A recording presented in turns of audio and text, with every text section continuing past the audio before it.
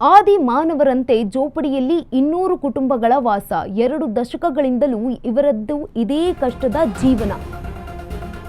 ಆದಿ ಮಾನವರಂತೆ ಜೋಪಡಿಗಳಲ್ಲಿ 200 ಕುಟುಂಬಗಳ ವಾಸ. 2 ದಶಕಗಳಿಂದಲೂ ಇವರದ್ದು ಇದೇ ಕಷ್ಟದ ಜೀವನವಂತೆ.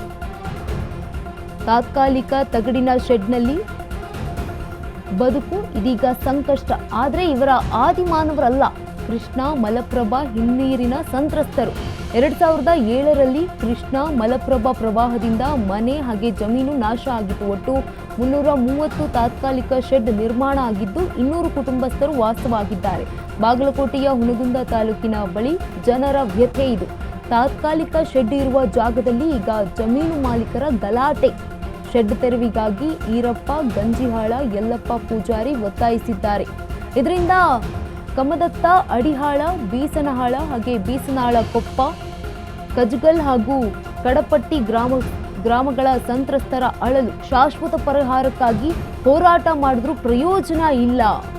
ಅಧಿಕಾರಿಗಳ ಅಸಡ್ಡೆ, ಜನಪ್ರತಿನಿಧಿಗಳ ನಿರ್ಲಕ್ಷ್ಯ ಇಲ್ಲಿ ಎದ್ದು ಕಾಣ್ತಾ ಇರುವಂಥದ್ದು. ಸಂತ್ರಸ್ತರ ಗೋಳು ಕೇಳುವವರು ಯಾರೂ ಇಲ್ಲ ಅಂತ ಸಂತ್ರಸ್ತರು ಪ್ರಶ್ನೆಯನ್ನ ಮಾಡ್ತಿದ್ದಾರೆ. ಶಾಸಕ ವಿಜಯಾನಂದ ಕಾಶಪ್ಪ ಅವರೇ ಇವರಿಗೆ ಸೂಕ್ತ ಸೂರನ್ನ ಕಲ್ಪಿಸಿ.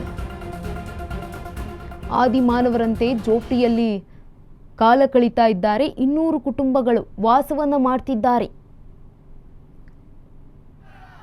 2 ದಶಕಗಳಿಂದಲೂ ಕೂಡ ಇವರದ್ದು ಇದೇ ಕಷ್ಟದ ಜೀವನವನ್ನ ಸಾಗಿಸ್ತಾ ಇದ್ದಾರೆ. ತಾತ್ಕಾಲಿಕ ತಗಡಿನ ಶೆಡ್ನಲ್ಲಿ ಬದುಕನ್ನ ಸಾಗಿಸ್ತಾ ಇದ್ದಾರೆ.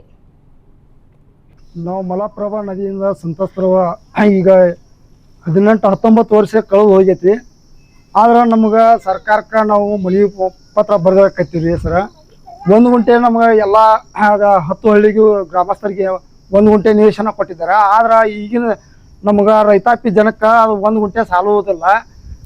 ದನ ಕರ, ಎಮ್ಮಿ, ದನ ಮತ್ತು ಬಂಡಿ, ಟ್ಯಾಕ್ಟ್ರಿ, ಕುಂಟಿ, ಕುರಿ ನಮ್ಗೆ ಅಲ್ಲಿ ಬಿಡಕ್ಕೆ ಜಾಗ ಸಾಲೋದಿಲ್ಲ. ಅದ್ರ ಸಲುವಾಗಿ ನಮ್ಗೆ ಪ್ರತಿಯೊಬ್ಬರಿಗೂ ಹರ ಸಂತ್ರಸ್ತರಿಗೆ 4 ಗುಂಟೆ ಕೊಡ್ಬೇಕಂತ ಬೇಡಿಕೆ ಇಟ್ಟಿವಿ.